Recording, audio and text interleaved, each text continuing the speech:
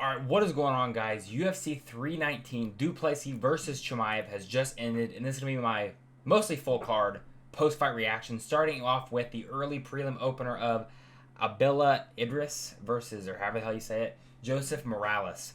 I don't remember this fight being, when I did my early prediction video, I don't remember this fight being on there at all. I'm guessing it's because it's the Ultimate Fighter, so I didn't know anything about these people.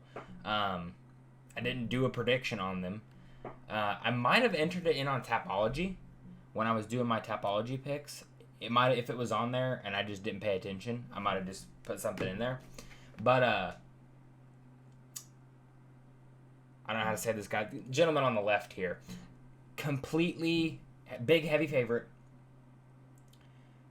I thought, okay, he's probably gonna go out here and smoke this guy. This guy, former UFC fighter, I guess. This would be a second stint in the UFC, and goes out there, like pretty much dog walks him, and in the second round gets a triangle, if I remember correctly. Not much to say about that. This fight, that was the shit break. Moving up, headlining the prelims, early prelims, we have Edson Barbosa versus Dakar Close. I got this fight wrong. Barbosa looked like shit in this fight. Like, outside of like the first couple of minutes in the first round, Barbosa doesn't have it in him anymore. I think prime Edson Barbosa would absolutely school Dakar Close. I don't think it wouldn't even be close. Okay, not even a competitive fight. But he's past his prime. He can't take shots in well anymore. He's still somewhat fast, but as the fight goes on, he slows down heavily, which is crazy because he's been in 5-round fights recently. But in this 3-round fight, he just like couldn't keep up, it seemed like. And Close was able to just use a few times Barbosa would try to use the grappling and then get reversed by Close. And then Close was landing better on the feet as well. Every once in a while, Barbosa would kind of sting him with something as Close was coming in. But pretty clear win for Dakar Close. And I think it's probably time for Barbosa to hang it up if he's going to continue to fight. I say this all the time with a variety of different people. Just do fun, old veteran matchups. I think he's getting ready to be 40 or getting ready to be 39, something like that. I think he's getting ready to be 40 years old. Fun matchup. Just throwing this out there. You could do, at welterweight, Edson Barbosa versus Stephen Thompson. I think Thompson would win that fight quite handedly. Even though he's a couple years older than Barbosa. I think it would be a fun, striking matchup. Be super exciting. But yeah, moving up the card. Opening up the main card. Got this one wrong. We have Chase Hooper versus Alexander Hernandez. I'm pretty sure I said this in my video as well. I'm pretty sure I said if Hernandez is going to win, he's going to win by KO. That's his one of my Mike Tyson. That's his best path to victory is via KO, and that's what he did. Chase Hooper kind of just pressing forward the whole time. Didn't really use the grappling at all. Was kind of just striking at range, and I really think he should have pushed the grappling and pushed the pace on Hernandez more, tire him out more. He tried a little bit, but not too much. And then right towards the end of the round, clips Chase Hooper, gets him down on all fours like a dog, and Hooper, they stopped the fight with 2 seconds left. Moving up the card, you have Jessica Andrade versus Lupi Godinez. Essentially what you had the entirety of this fight, Andrade trying to march forward, throwing power shots, trying to knock Lupi Godinez out, getting counter-struck, not finding too much success until the third round. The third round is really where Godinez was getting pieced up by Andrade. I think she was getting tired of Andrade consistently just pushing forward, and throwing those wild shots at her. I don't think this win means anything. I think Andrade at this point in her career is just going out there trying to get the knockout. If she can get it, great. If not, she's probably getting like $250,000 to show because she's a former champion. So, yeah, that's all I have to say about this fucking fight. Moving up the card, We have Gerald Meerschaert versus Mikhail Oksechek. I'm pretty sure I picked Mikhail Oksechek via first round KO. Let's see. I'm still logged in. Am I? I think I am. I want to check because I'm pretty sure I did. I also want to check my overall picks for this card because I kind of think I did bad. Not going to lie. Anyway, this fight. Meerschaert looks like shit. He's slow. He doesn't have any head movement really. Like, he had some head movement in this fight, and that's probably why he got KO'd at 3 minutes and 3 seconds and not like 30 seconds into the fight. But Oksechek was able to clip him. I can't remember if he was out cold or if it was more of a TKO. I wish I remembered. I'm pretty sure it wasn't like out cold, but Meerschaert had nothing to offer. Didn't land anything of significance on the feet. Could not get any takedowns. Like, both the takedowns he shot for were just like straight shooting up for a takedown. No strikes to try to set it up, and was stuffed with ease. So, decent win for Mikhail Oksechek. I think the Gerald Meerschaert win's meaning less and less as time goes on now, and yeah, that's about it for that one. Moving up, headlining the prelims, we have Basingar Syriakov versus Eric Nolan. First round, Syriakov very cocky. I wanted him to lose so bad. Very cocky, taunting the entire first round. Nolan clipping him up, landing good shots in the first round. First round I give to Nolan. Second round, Yurakov, because I can't say something else because my phone goes off. Syriakov is able to get... Stop. Is able to... Was it a rear naked choke? Gosh, I don't even remember because I didn't care. I think it was a rear naked choke. I feel like I'm wrong in that. But I just don't like his whole attitude. Like, completely cocky. He was getting pieced up until he got the finish. I'll pull it up real quick. For some reason, I don't think it was a rear naked choke. But, it was a rear naked choke. It was. It was more of like a hand-to-palm choke than like a traditional one. But it was a rear naked choke. And I believe the judges all gave Eric Nolan the first round, which was very clear. He was landing better shots.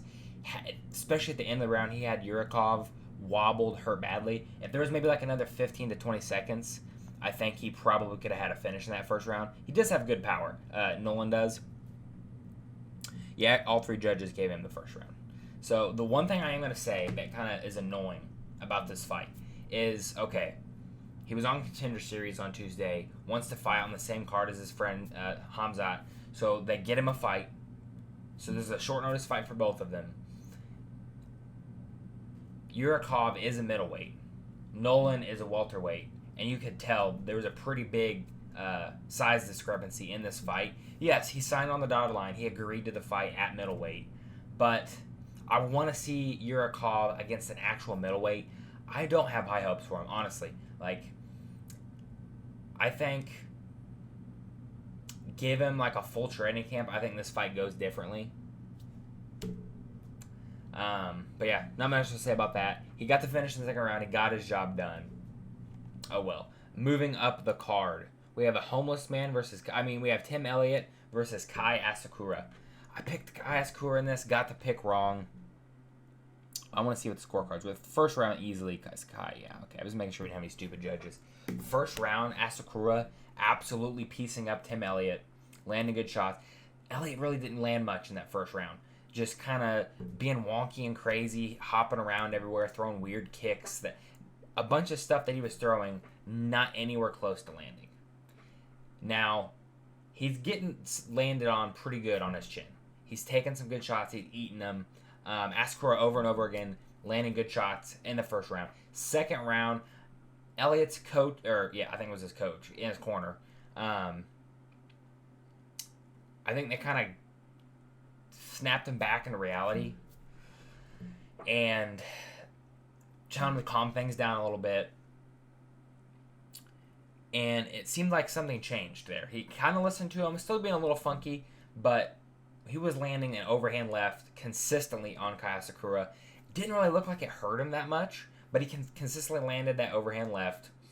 I don't even remember exactly how they got into the position. I know at the end of the first, he did catch a kick of Asakura and then take him down.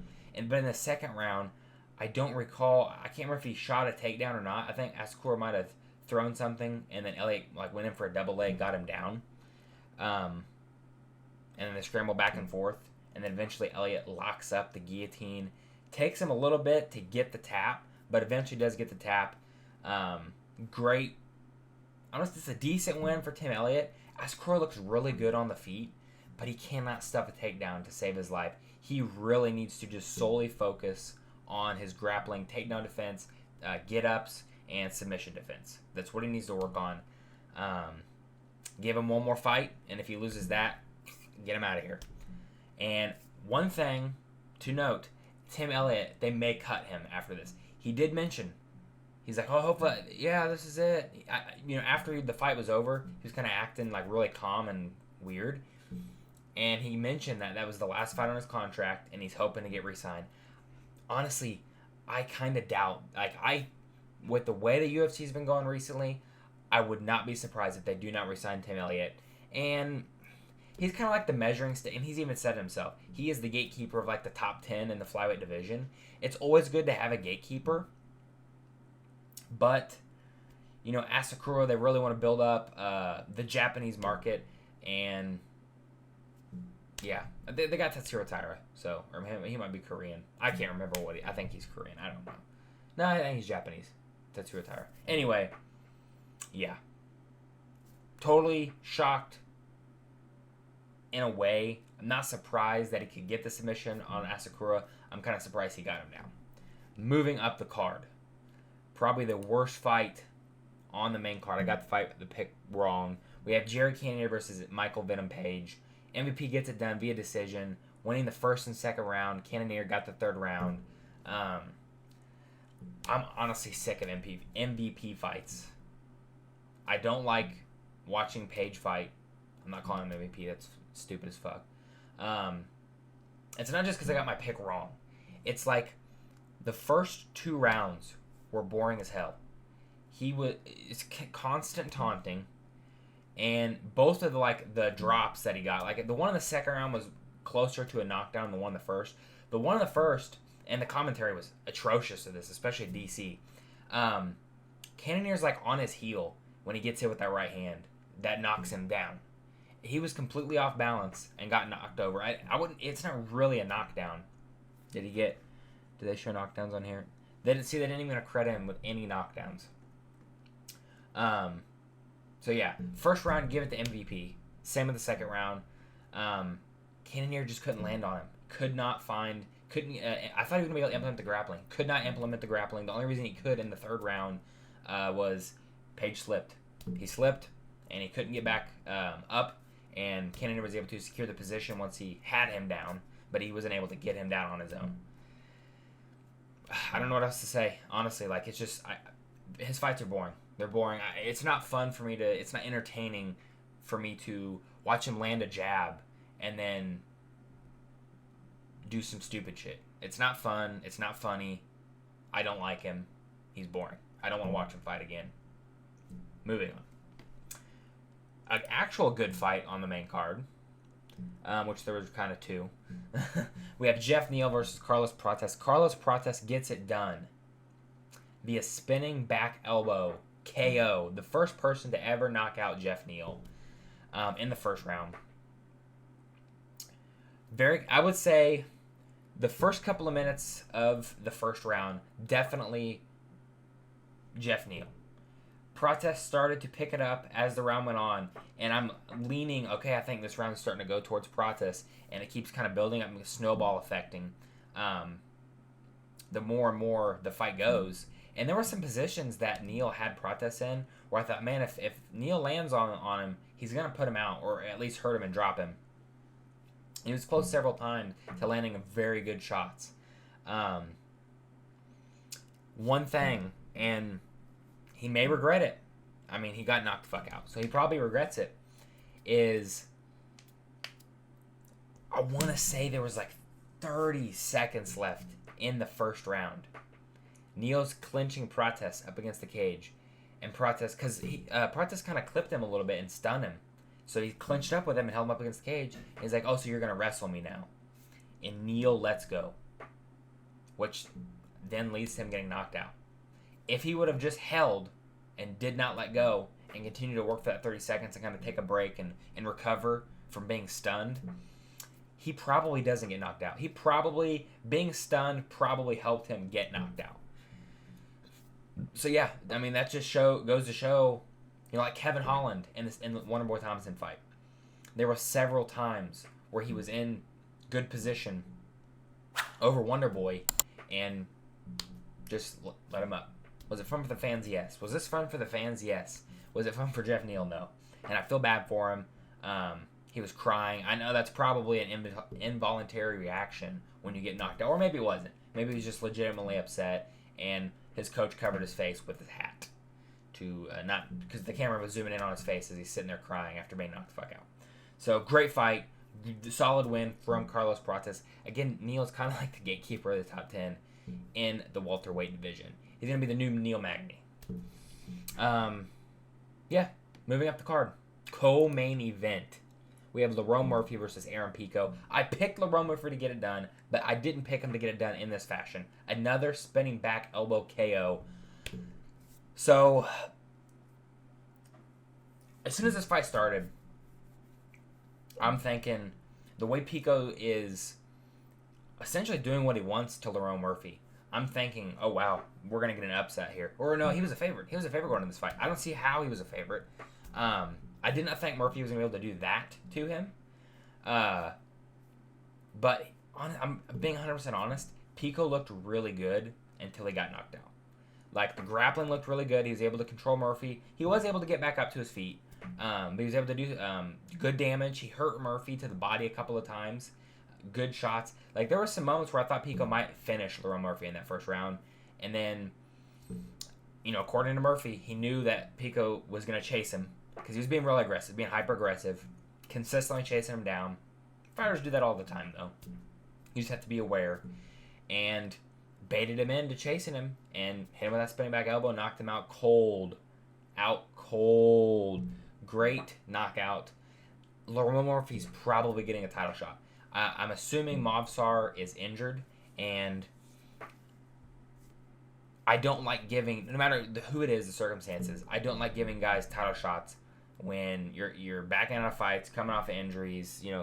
Like Shavkat was supposed to get a title shot over the win of Ian Gary. Where's that at? You know what I mean? We've had, 2 champions since then? Bilal, and then now JDM. So we've had 2 different champions since then, and Islam's getting a title shot next. So Shavkat's back on the line. So probably Lerone Murphy is next, and Volk even tweeted out, see you in December. What do I think of that fight? I don't know. I really don't. Currently leaning Volk. If they make that matchup next, currently I'm leaning Volkanovski to win. I think they're both pretty well-rounded. It's really hard. That's a really tough matchup to pick right now, but Volk's getting older. So I don't know. So I think Aaron Pico's a solid win for Lerone Murphy. Finally gets a finish. Enough of the boring decisions. Gets a knockout. Moving up, speaking of boring, the main event, Dricus du Plessis versus Khamzat Chimaev. Very, very dominant win from Khamzat Chimaev. Somewhat unexpected win. I picked Chimaev to go out there, get Dricus' back in the first round, choke him out.